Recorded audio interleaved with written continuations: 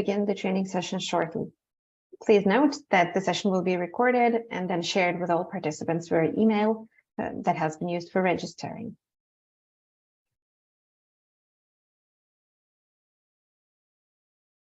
I would like to start the session with a land acknowledgement.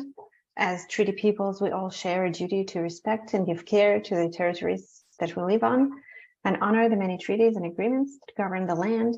From time immemorial, indigenous nations have coexisted on these lands where we all now reside and have been forming relationships both among nations and with the lands and waters that support them, and upholding treaties which continue to have importance to this day.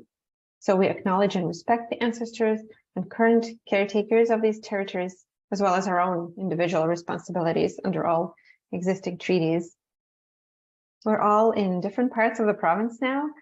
Here in Ottawa, I'm on the traditional and ceded territory of the Algonquin Anishinaabe people that have lived on this land since time immemorial, and I'm grateful to have the opportunity to present in this territory. I would also like to acknowledge the Ontario Ministry of Agriculture, Food and Rural Affairs for supporting the development and delivery of this training session. The session will highlight research that has been conducted over the past 2 years with engagement of the Council of the Great Lakes region and financial support from Bruce Power. A few words of introduction for the Climate Risk Institute team that will be hosting and facilitating today's session. My name is Anna Zaitseva, and I'm an advisory and technical services liaison at CRI with a background in climate science, geospatial technologies, and conducting multiple climate change risk and impact assessments, a lot of them in the agricultural sector.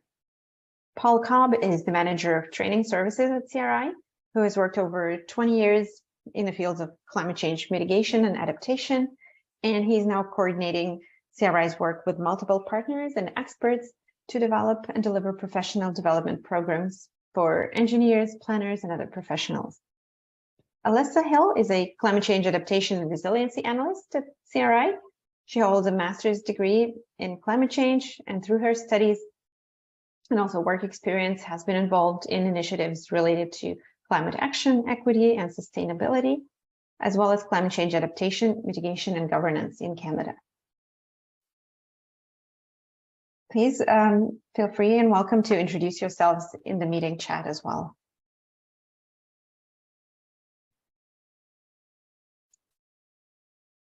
At today's session, we will go over a number of themes related to vulnerability assessment and adaptation response planning in the agricultural context. We will start with a brief overview of past risk assessment work that we conducted over the last 2 years in Grey, Bruce, and Huron counties, followed by looking at climate trends, hazards, and impacts relevant for agriculture, as well as more broadly. We will then explore existing opportunities, as well as vulnerabilities, specifically crop sensitivity and exposure to climate hazards, review the concepts of adaptive capacity and resilience, and also discuss adaptation responses and best management practices relevant for field crop production in the region. We will have a pause about halfway through the session to reflect on the presented material, and we'll finish with a hands-on group activity on critical evaluation of existing and possible future risks and vulnerabilities in cash crop farming and identifying on-farm response measures. Throughout this training session, please feel free to add your questions to the chat box. We will be pausing to answer them at a number of points during the presentation. Objectives of today's session include being able to better understand current and future risks to cash crop production, have increased awareness of climate change vulnerability and factors that influence it, and be able to make informed decisions on applying recommended responses and adopting best management practices to mitigate climate risks. As we go through the topics in the agenda, references will be made to the research conducted over the past 2 years that I mentioned with engagement of Council of the Great Lakes region and Bruce Power. We will draw from the assessment's results to talk about whether trends and projections, key impacts, vulnerabilities, and possible adaptation actions, as well as best management practices to improve the resilience of the ag sector in the region to the changing climate. Risk assessment is one of the components of adaptation planning. Risk assessments are important because they are a practical tool to understand what and who is at risk. And understanding risk does require some engagement, the need to understand people's values and perceptions of risk. There are 5 steps in the risk assessment process. First, you identify the problem that you're considering. Then you look at what are the key hazards in the scenario. What is the exposure of the receptor to the hazard? After that, looking at the consequence of exposure to the hazard, so the exposure-consequence relationship. And lastly, look at the risk and what are the options to mitigate the risk or adapt to the risk. Some general considerations that are applicable to multiple steps include communication, documentation, and reporting, using existing resources and local knowledge, and also ensuring education and awareness of the audience. As with any risk assessment, the goal of our work was to understand potential climate-related risks and help stakeholders make informed decisions about adaptation. The map here shows the study area within Southern Ontario that includes Grey Bruce and Huron counties, located on the coast of Lake Huron and Georgian Bay. Agriculture is an important industry in the region, and main commodities include cattle and calves, dairy, also soybeans, corn, and poultry. Specialty crops like apples are also grown primarily in Grey County. There are regional differences both in crop and livestock production that reflect the soil and climate characteristics of the region. Through the risk assessment, our team has assembled and reviewed literature on climate change vulnerabilities, opportunities, and risks, and developed risk scenarios to capture current and projected risks to different components of the agricultural sector. Interviews with the local stakeholders were held to help us better understand the effects of climate in the study area and inform the risk registry. We have presented our main findings from literature and interviews at a workshop, and then discussed options for priority climate risk and information products, and then developed a series of risk products with feedback we have received from the stakeholders. For the purposes of the assessment, risk was identified as potential for consequences where something of value is at stake and where the outcome is uncertain. The risk of climate-related impacts results from the interaction climate-related hazards, including hazardous events and trends, with the vulnerability and exposure of human and natural system. So climate impact pathway begins with climate hazards like drought or extreme rainfall that impact agriculture components, for example, crops or farm infrastructure, and that can have consequences across multiple categories, for example, financial loss and environmental damage. As shown in the bottom figure, risk is the product of the system's exposure to a hazard, and its magnitude is linked to the likelihood of the hazard occurring and the severity of the consequence. Gathering information about risk is a key element of the work. Quantitative data can be used for statistical analysis and probability assessment. There's also community knowledge and experience that can be equally important in this process. Some examples of critical data sources include climate data portals, literature, past events and community experience, as well as operational experience, local traditional knowledge, observations from site visits, and professional judgment. So to summarize, it is important to remember that data about risk comes from many sources. It is advised to use quantitative data where possible, keeping in mind that qualitative data is also very valuable.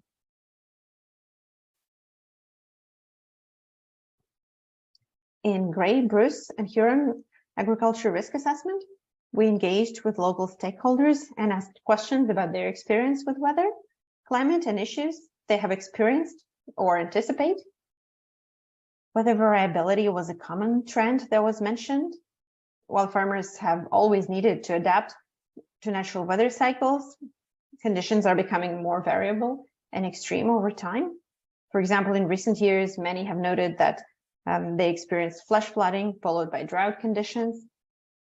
And this variability makes it harder to plan and can mean that there is less time to get everything done.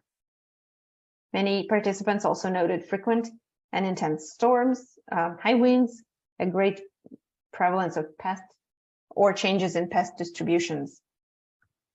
Some of the other topics that were brought up less frequently, but are still relevant, include warming temperatures, drought, earlier fall or later spring frost, and also increasing freeze-thaw cycles.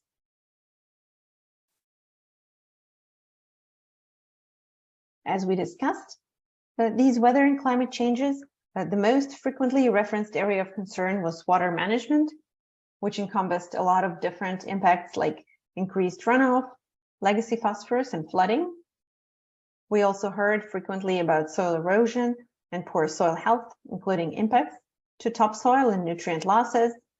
Some of the areas of concern overlap with the climate and weather impacts noted earlier in the previous slide. For example, drought conditions that occurred during the growing season or flooding events, leading to increased erosion.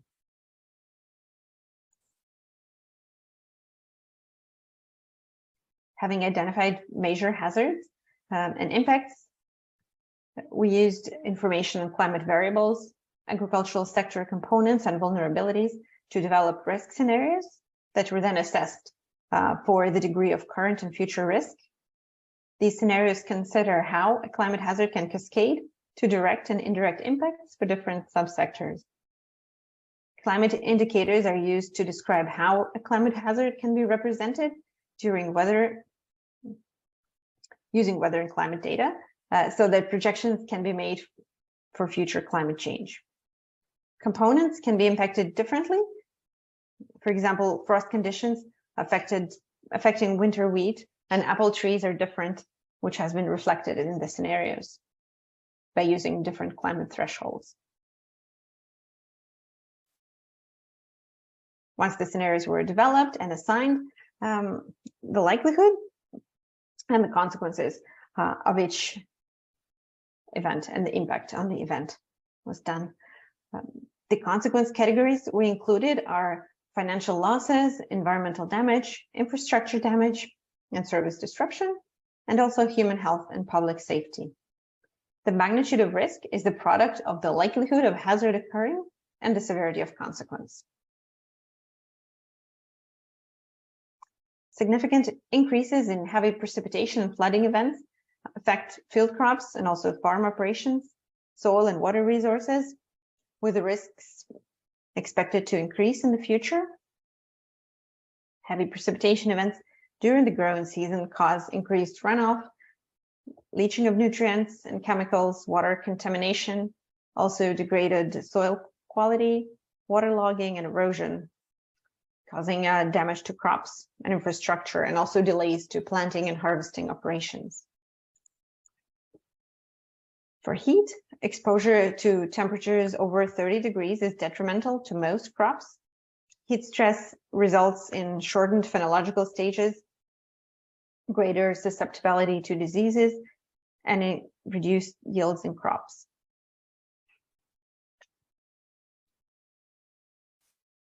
For drought conditions, during the summer months, they can adversely affect water resources and soil quality, with significant implications for field crops. Financial losses due to crop damage and environmental degradation, as well as public health concerns, are the main consequences that contribute to overall risk scores. That, as we can see, they largely fall into moderate and high risk categories.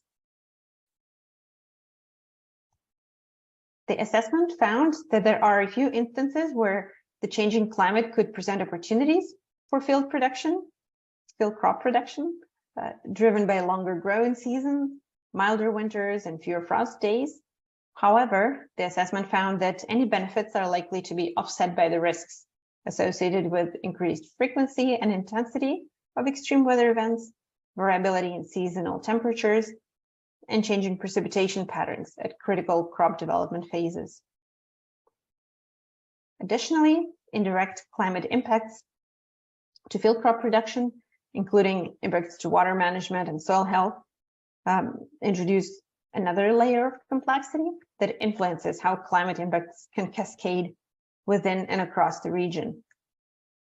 Some key lessons that we've learned are that key impacts to agricultural production are caused by drought, extreme precipitation, and heat events, that information on risk needs to be supported with information on solutions, and that climate risk products, in order to be most beneficial and useful, need to raise awareness, support planning and design, and support implementation of resilience measures.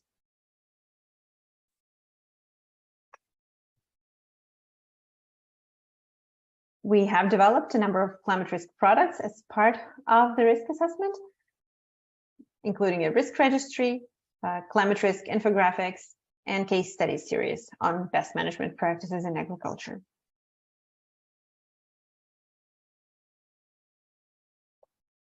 Over the next several slides, we will review key climate trends, hazards, and impacts in Ontario, focusing on the agricultural sector. We will begin talking about these fundamental concepts by looking at what climate is, how it is different from weather, and what we refer to when we say climate change. Weather is a short-term state of the atmosphere and can change within minutes to hours. In a narrow sense, climate is usually defined as average weather or a long-term pattern of weather. More rigorously, it is the statistical description of weather over a period of time, specifically the mean and variability of relevant quantities, for example, temperature and precipitation, over a period of time that ranges from months to thousands or millions of years. A classical period for averaging these variables is 30 years, as defined by the World Meteorological Organization. Climate change is what happens when the mean and the variability shift due to either natural internal processes, such as volcanic eruptions or solar cycles, or external forces, including anthropogenic forcings. These include emissions of greenhouse gases, changes in land use affecting things, such as soils, wetlands, and forests. What would we expect if climate was warming? In the image here, you can see some key indicators of global change: water vapor in the atmosphere, temperature over land, ice and snow cover. In a warming climate, we would expect to see increasing or decreasing trends in each of these indicators, such as increasing sea level and sea temperature, and decreasing sea ice. And in fact, this is what we have already observed. All current observations reinforce expectations of warming and climate modeling. There is reliable, measurable physical evidence that supports our understanding of the climate system. In the following sections, we will focus on how exactly Canada's climate is changing, focusing specifically on Ontario's climate. However, it is worth taking a moment to remember that across Canada and around the world, the impacts of climate change can be different, and for many people around the world, they are an existential threat. There are at least two elements to this. So first, the importance of collective action on mitigation and emissions to reduce harms, and then it's important to remember that Ontario residents will be affected by not just impacts that happen locally, but by national and international impacts of climate change. Food security and supply chain are some examples where climate change poses risks and can have significant implications to Ontario residents. So looking at Canada's changing climate, starting at the national level, there has been evidence gathered on warming in the country. Canada has already warmed and will continue to warm at about double the global rate. The oceans are warming, becoming more acidic and containing less oxygen. The effects of widespread warming are evident and projected to intensify. Total precipitation is projected to increase on average, with decreases in snowfall and increases in rain. Summer rainfalls may decrease in some areas as well. The seasonal availability of fresh water is changing, with an increased risk of water supply shortages in the summer. Weather extremes are expected to intensify in the future, and the rate and magnitude of climate change under high versus low emission scenarios project two very different futures for Canada. An immediate reaction might be, what difference does a degree or two change in average temperature or a 10% increase in annual precipitation make? When the average or mean value increases, that means that the frequency of what we historically understand as extremes is also increasing. Additionally, we see extremes that are more severe than we previously prepared for. This long tail of extremes is where many high consequence risks can be found. Frequency and intensity of extreme weather events have been increasing, and this trend is expected to continue. And a lot of research focuses on anthropogenic influences on the probability of particular weather events, as well as their strength and intensity. So we are to expect, to summarize, fewer cold extremes, more heat extremes, and in particular, more record-breaking heat extremes with significant implications on different sectors, including agriculture. Ontario's temperature has measurably increased already compared to recent baseline records and periods. This is true for both averages and extreme variables. The other important notes is that winter temperatures have been increasing at a greater rate than summer temperatures. For instance, in Owen Sound, the number of days per year over 30 degrees will increase from 8 to over 19 by mid-century, compared to 1991 to 2020.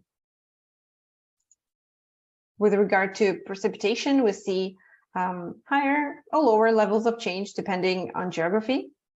For example, including how far north the community is and also its proximity to the Great Lakes. It's also not uniform by season. Most increases in precipitation happen in winter and fall. So what we have seen so far in Ontario is that annual precipitation is increasing with seasonal variability, highest increases being recorded in winter, with more precipitation falling as rain, especially in the south of the province.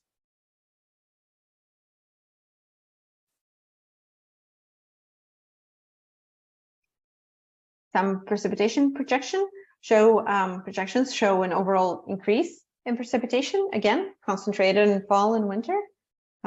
Summers are projected to become drier, with important regional considerations that include increased lake effect, snow and rain. Dry summers and higher intensity rainfall can lead to a variety of impacts, such as flooding and erosion. Floods have become the costliest type of natural disaster in Canada. Severity and frequency have both increased due to combined effects of shifting spring snowmelt regimes, increasing rain and snow events, more long duration heavy precipitation events, and more short duration intense storms as well. Flooding in Canada and Ontario is projected to increase in the future and has already led to significant financial loss, damaged infrastructure, reduced crop productivity, and loss of human life. Some climate indices are easier to discern change and projections in than others. Complex events like freezing rain pose these types of challenges. Based on related trends like moisture conditions and temperature trends, climatologists are telling us that there is likely to be an increase in frequency and severity of ice storms. When it comes to infrastructure and freezing rain, it's important to note that damage increases significantly above certain thresholds of accumulation, and a combination of freezing rain and wind can exacerbate failures.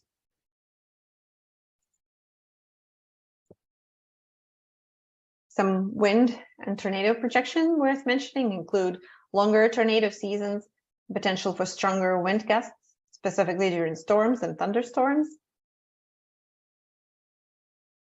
One study has indicated a 50% increase in the number of events with wind speeds over 90 kilometers an hour by the 2050s, so by mid-century. Poorly designed buildings, the ones that have been built not to code, are especially at risk.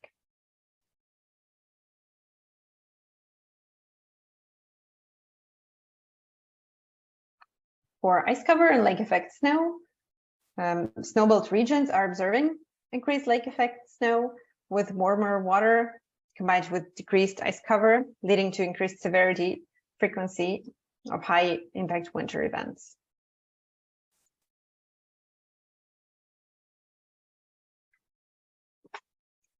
To recap, it is warmer already, and by mid-century, changes will be amplified further. Changes in temperature and precipitation averages and annual totals tell part of the story, but there are also important changes in seasonal variation with warmer winters, wetter winters, and drier summers, variability, and then changes in extremes and extreme weather events. More intense rainfall, snow, and ice storms are responsible for numerous impacts to infrastructure, including loss of roads, airport and bridge assets, underground utilities and facilities flooding, premature infrastructure deterioration, water treatment, wastewater issues, as well as widespread power outages and risks of building collapse, plus transportation delays and safety and emergency risks.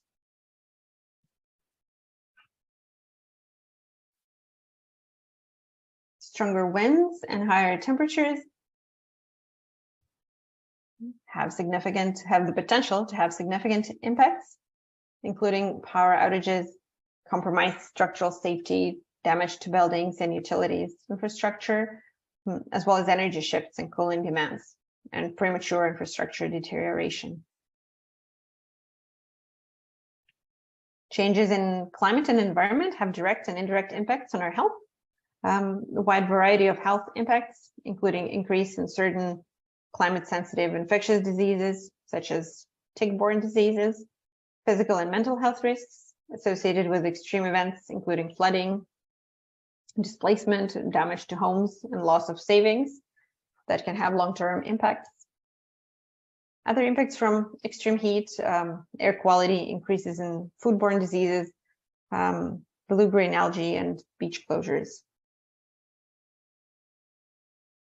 Importantly, the equity gap is increasing. Over the past 30 years, indicators show that the gap between poor and wealthy people is widening in terms of health outcomes and life expectancy, and climate change is likely to increase these gaps in the coming decades.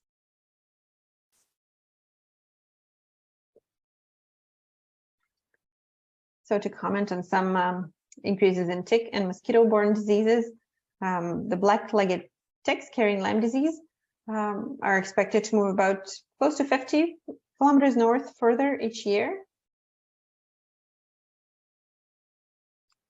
And here we see a series of maps that show just how much the range of suitable habitat for these species can change over time.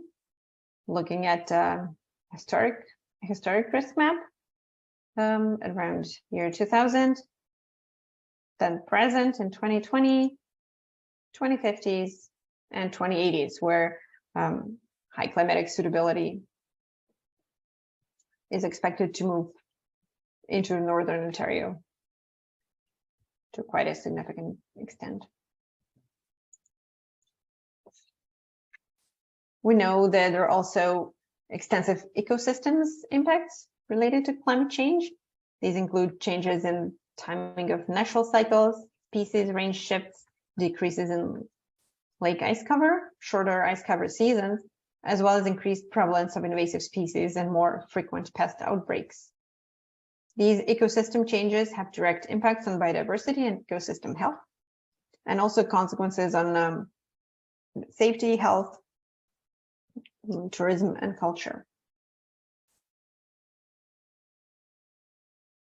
Changes in species distribution are an important impact of climate change as well. The change in suitable habitat will affect species distribution on a large scale. For example, the core climate range for white spruce is expected to shift northwards as temperatures increase.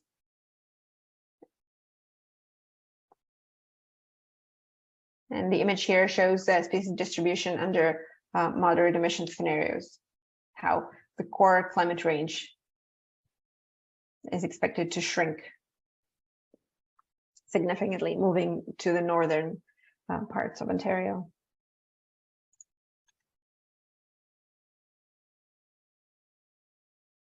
For agriculture, climate change could bring new opportunities such as longer growing and grazing seasons, increased yields, and the potential to grow new crop species. At the same time, it could also put pressure on agricultural ecosystems, damaging crops and infrastructure, and resulting in increased production costs, soil and water quality degradation.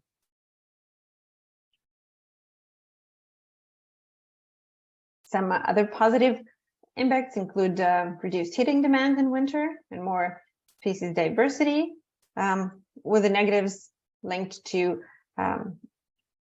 greater disease susceptibility, increased livestock mortality, winter tree injury, erosion, water contamination, nutrient depletion, and increased irrigation demands.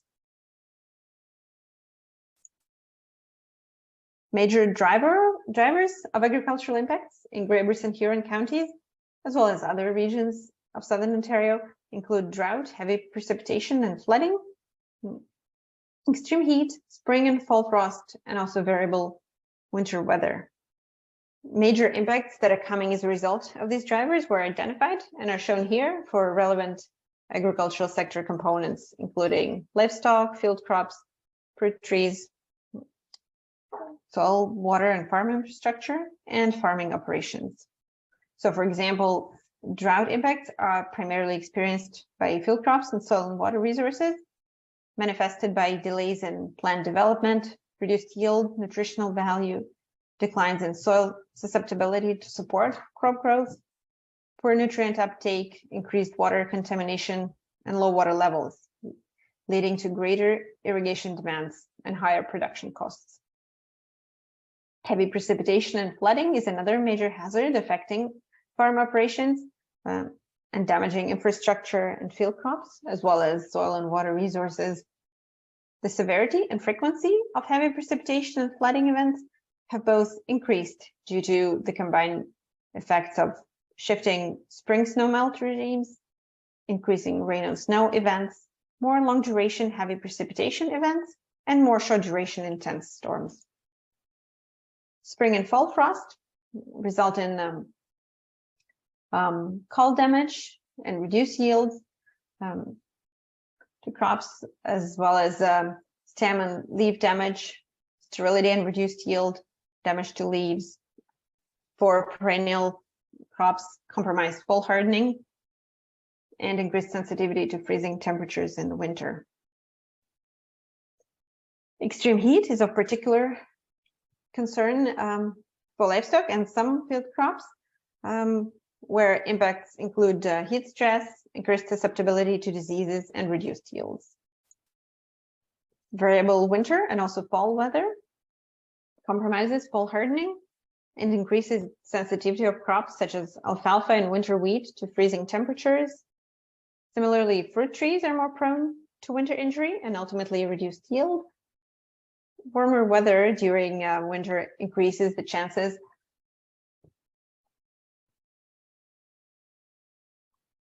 of pest survival in turn causing increases in pesticide application, higher production costs, and greater chances of soil and water contamination. The impacts of climate change emerge in a variety of ways, which can propagate. Climate change impacts can be slow emergent, like sea level rise and rising groundwater levels, widening climate variability with increased drought and flood events, extremes such as coastal storm surge and intense rainfall. There are combined impacts with examples including heavy rainfall and debris flow, and then surprise impacts that are currently unknown and unexpected and are linked to atmospheric changes.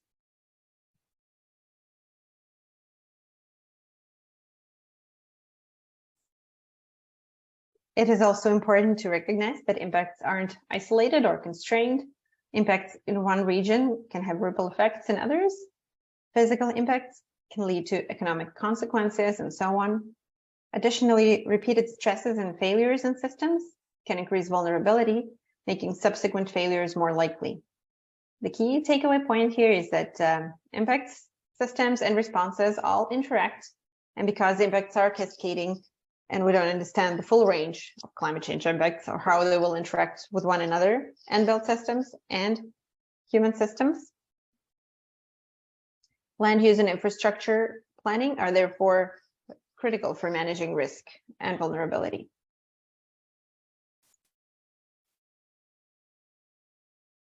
Some key messages at the end of this section of the presentation are that climate is different from weather, and climate change is attributed directly or indirectly to human activity that alters the composition of the global atmosphere. Canada has already started to warm and will continue to do so at double the global rate. Significant impacts from climate-related events are already being experienced and need to be planned for. Changes in climate are causing slow onset or gradual impacts, as well as impacts from acute events like storms and floods. Importantly, impacts don't occur in isolation. Risks and impacts are interconnected and overlapping. We will briefly pause here in case there are any questions. Please feel free to enter those in chat.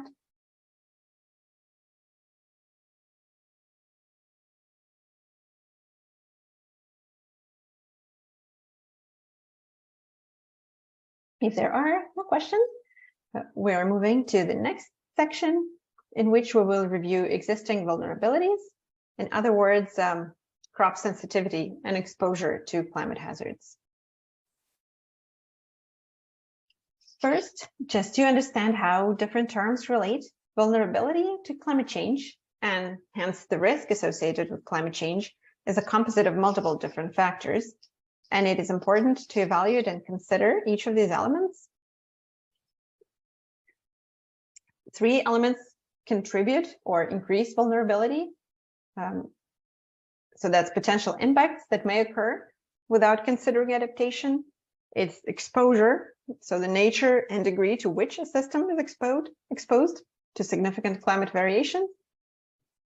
And sensitivity, the degree to which a system is affected either adversely or beneficially by climate-related stimuli. To counteract these and potentially decrease vulnerability of a system component to climate change is adaptive capacity, or the ability of a system to adjust for moderating damages, taking advantage of opportunities, or coping with consequences.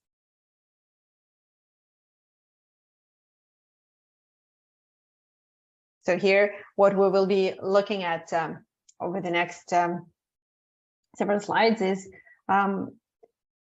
how certain crops are more exposed to the change in the hazard, and what are specific individual sensitivities contributing to greater vulnerability. When we're using a vulnerability approach to risk assessment, we focus on identifying areas of vulnerability within communities or sectors and determining thresholds for impacts. Here, it is important to engage with community and seek local knowledge to determine places and elements that have experienced impacts already, to understand when and where those impacts are realized and what are the thresholds, and understand the strategies for coping and identify solutions to adapt and build resilience.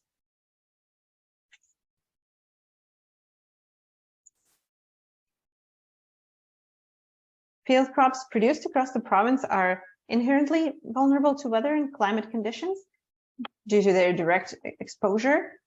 For each of the risk scenarios, we have documented sensitivity factors that determine the level of vulnerability of agriculture sector components that are shown at the top to various climate hazards that are shown at the bottom.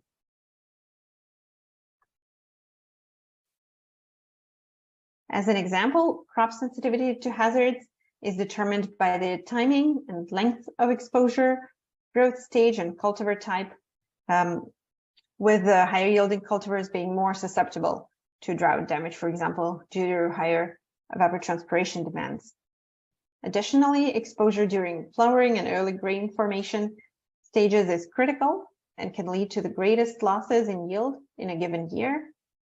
In corn, delayed pollen shedding that is caused by moisture and heat stress during tassel development results in longer barren tip length and decreased yields, as shown in the image. Poorly managed soils and soils with lower density are more likely to be adversely affected by drought conditions. Soils on greater slopes are more vulnerable to erosion that is caused by heavy precipitation events. And proximity of agricultural fields to water bodies determines the level of potential water contamination by runoff during a heavy rainfall. Climate change represents a wide range of immediate impacts and also long-term shifts with profound implications on agriculture. The consequences are uneven. Climate actions, therefore, should acknowledge and address differences in vulnerability, sensitivity, and exposure. And we will make a brief pause here for a couple of minutes to take a moment to consider the information and also use it as a chance to maybe type any questions that you may have.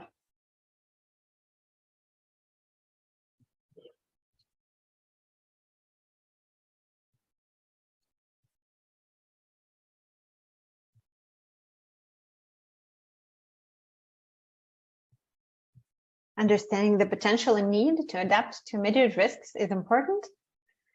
Finding pathways to adapt and be sustainable through the long-term changes is equally important.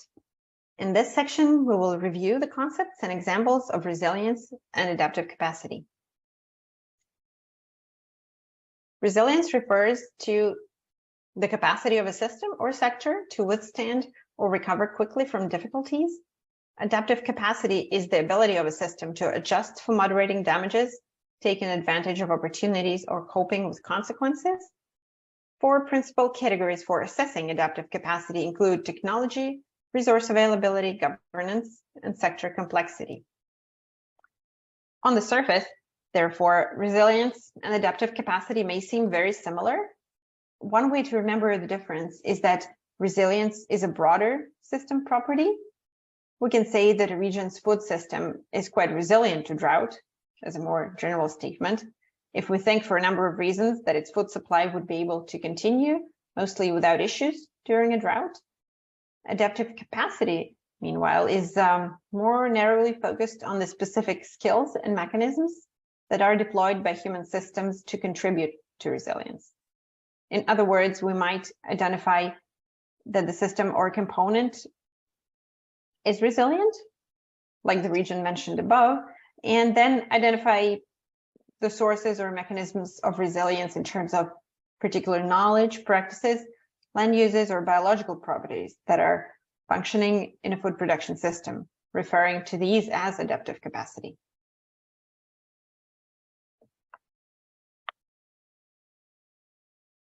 Technology refers to machinery, equipment, or knowledge that can support the resilience of a system. It can include both hard technologies like field irrigation systems and also practices and planning like climate change related best practices as they relate to expertise in the field, lessons learned, best practices implementation, and capacity to innovate. The agricultural sector is known for adopting new technologies to assist with production and productivity. For example, technological advancements in the sector include GPS guidance for field equipment, precision machinery, advanced drainage and irrigation systems, livestock and crop genetic research, and more. The technology category of adaptive capacity also includes sectoral best practices and planning that will be discussed in detail further on. It should be noted that some of the technological adaptations may require significant improvements of infrastructure, such as greenhouse facilities, water sourcing, and energy systems. These improvements have time and cost implications for shared and province-wide delivery of key infrastructure and equipment.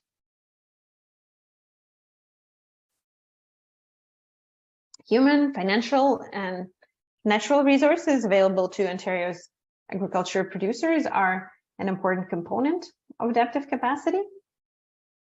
From a financial resource perspective, the Canadian Agricultural Partnership, that's a 5-year investment program and is a primary financial support mechanism used to stimulate growth in the ag sector. Although currently it does not offer dedicated funding for adaptation actions, it does include climate change as one of its 6 priority areas at the national level, with opportunities of covering costs for research initiatives and programs around building climate resilience across the sector. AgriCorp, an agency of the Government of Ontario, delivers several business risk management programs to support Ontario's agricultural producers by offsetting financial losses and protecting them from large margin declines caused by any combination of production losses or increased production costs. The Canada-Ontario Environmental Farm Plan program is another resource available to farmers to offer guidance, although no financial assistance, to complete risk assessments and develop and implement action plans for addressing environmental issues that are relevant to their farms. Then natural resources and related ecosystem services, such as flood and erosion control and water filtering, also play a vital role in agriculture operations and productivity. Increased protection and conservation of ecosystems, especially in the southern regions of the province, with increasing urban development pressures, is imperative for increasing capacity across farming infrastructure, technology, and operations to better cope with emerging climate risks. Governance and sector complexity are other components of adaptive capacity. So governance notes the level of political or administrative presence and its organization and function to support resilience within an organization or industry. Several governance mechanisms, policies, and institutions exist to support agricultural production in Ontario. Climate adaptation activities include long-term planning for potential water shortages, for example, monitoring and surveillance programs for emerging crop and animal diseases and pests, supporting research into business risk management approaches, and enabling demand-driven knowledge transformation through exchange, dialogue, and collaboration among researchers and farmers. Depending on the region, various policies and programs exist that could enable adaptation measures, such as conservation authorities' rural water quality programs and land protection designations. However, it's important to note that competing land use priorities, especially in the high density regions of the province, presents capacity constraints for the agriculture sector.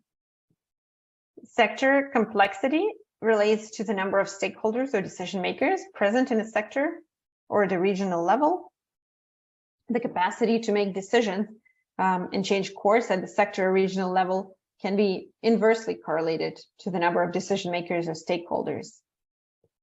Ontario's agricultural sector is highly complex and involves several key players, as well as it's influenced by complex external and internal factors like commodity prices, financial markets, available technologies, health and safety regulations, and institutional support are all the elements that contribute to adaptation decisions and affect the overall adaptive capacity.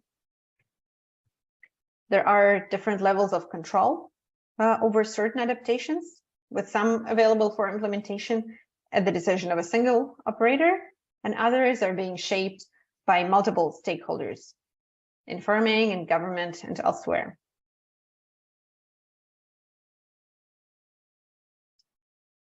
In this section, we will discuss some of the key adaptation responses and best management practices that are available for the cash crop sector in southwestern Ontario.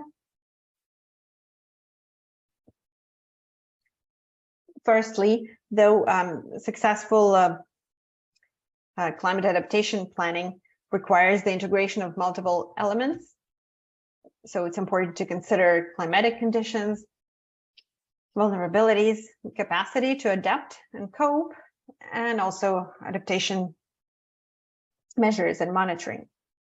While developing an adaptation plan is important and helps to ensure alignment and coordination to address particular challenges, adaptation can occur on a project-by-project or day-by-day basis as well, not necessarily having a comprehensive plan.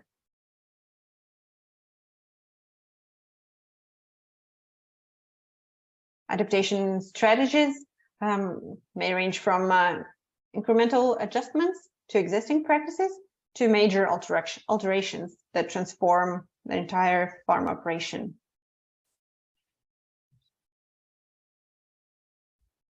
On-farm infrastructure, technology, and best practices influence the capacity of individual operations to a significant amount. Producers implement adaptive measures regularly and seek new technologies to better manage on-site climate risks. And these include irrigation or drainage optimization systems, water metering, soil conservation practices like tillage practices or crop rotation and cover cropping, pest management practices, including fertilizer and pesticide applications and scouting, adaptive management. And examples of that would be adjusting of timing of cropping and other farm operations, and then the selection of resilient cultivars and species. In the next several slides, we will review some crop-specific on-farm practices and how they can significantly increase on-farm capacity to respond to and cope with climate-related risks. The following on-farm practices for corn and soybeans specifically include selection of crop varieties with resistance and tolerance to extreme climate conditions, like drought conditions. For using irrigation technologies, examples would be drip irrigation or closed loop water management systems. As already mentioned, adjusting the timing of farm operations and crop rotation, conservation tillage, and proper monitoring, participating in production insurance programs, or retrofitting some relevant facilities and infrastructure like storage buildings would be key examples of important adaptation best practices. For cereals,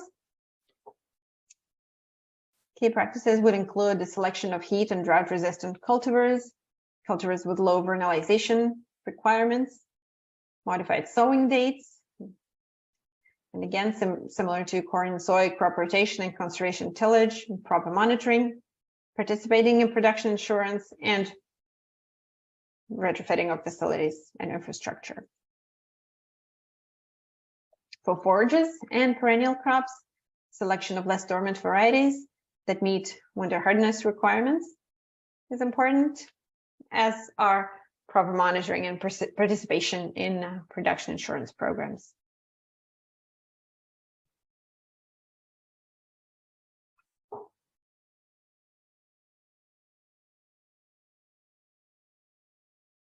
Adaptation best practices would depend, of course, on current or prevalent weather conditions, so dry or wet weather.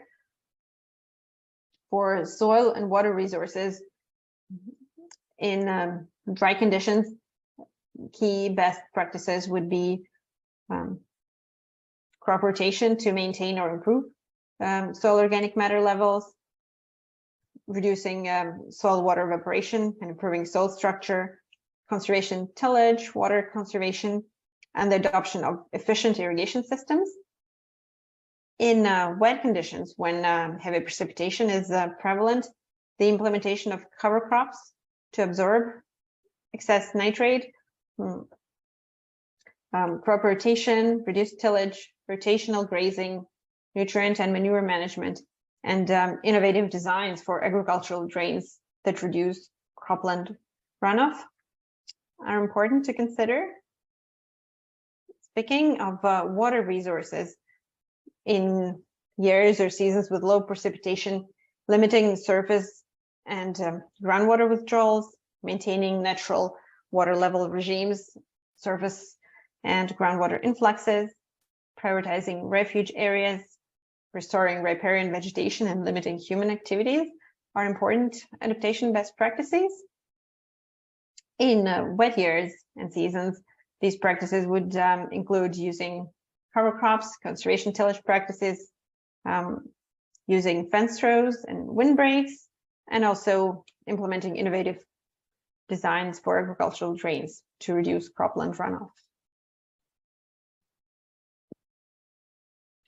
There is a lot of great work that is already being done in the field of adaptation and pest management practices. Through our engagement, we heard about how important it is to regularly talk about what people's experiences with pest management practices are and the direction things are heading for climate change, presenting case studies that relate specifically to observed and experienced climate trends.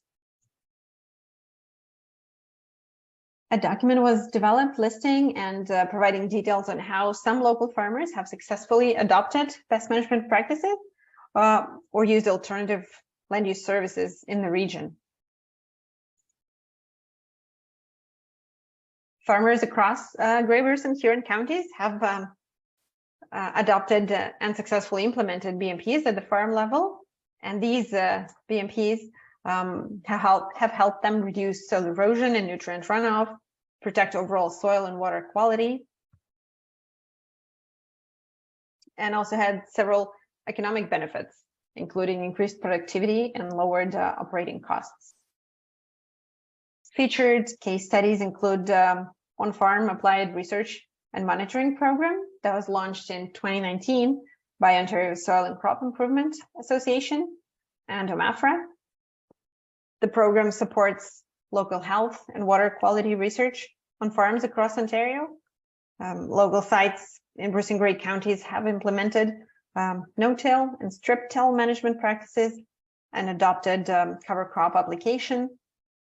Trial sites across the counties have similar goals, including improving soil health and nutrient cycling, minimizing wind and water erosion, soil fertility, and also reducing compaction. Supported activities include monitoring the impact of different BMPs across a variety of soil management practices and commodity types, and results of the program are being used for information sharing with local farmers to increase the uptake of BMPs. Local farmers have also participated in the ALICE program, which is Alternative Land Use Services program, and reported on the benefits associated with production and ecosystem health. The ALICE Grey-Bruce program aims to support land stewardship by offering incentives to implement projects for enhancing ecosystem and watershed health while maintaining or improving agricultural productivity. An example of an ALICE project that's featured in the case studies brochure is Begrove Bison, which is an environmentally minded bison raising operation in Shallow Lake, where grassland across 200 acres has been restored on the family's agricultural operation.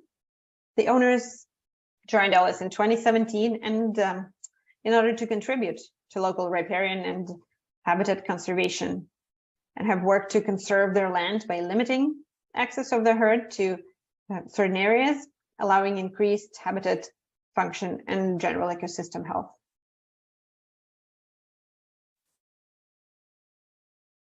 Before we dive into group activity, I'll pause here in case any questions that came via chat, and we'll answer those.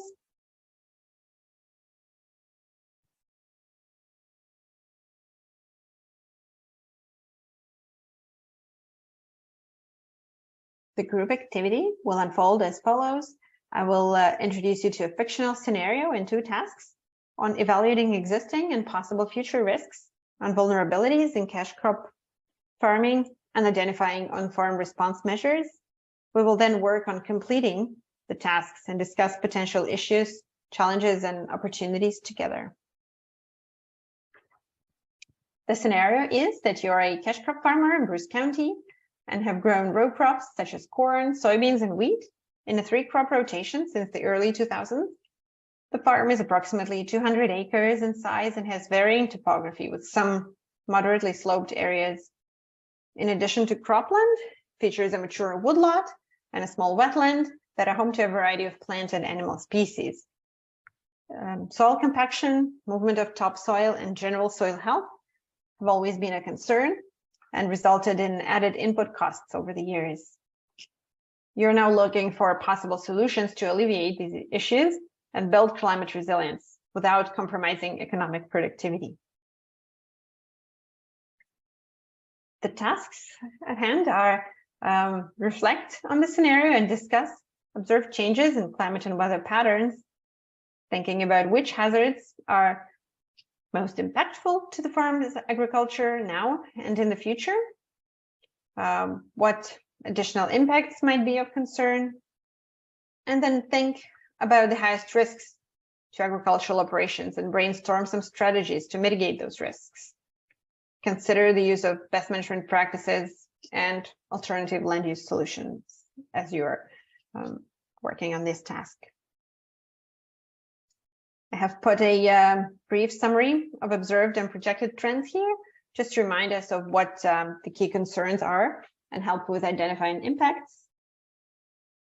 We will now move to breakout rooms where facilitators will walk through the tasks and questions with you, and we will return and meet in the big room in 25 minutes.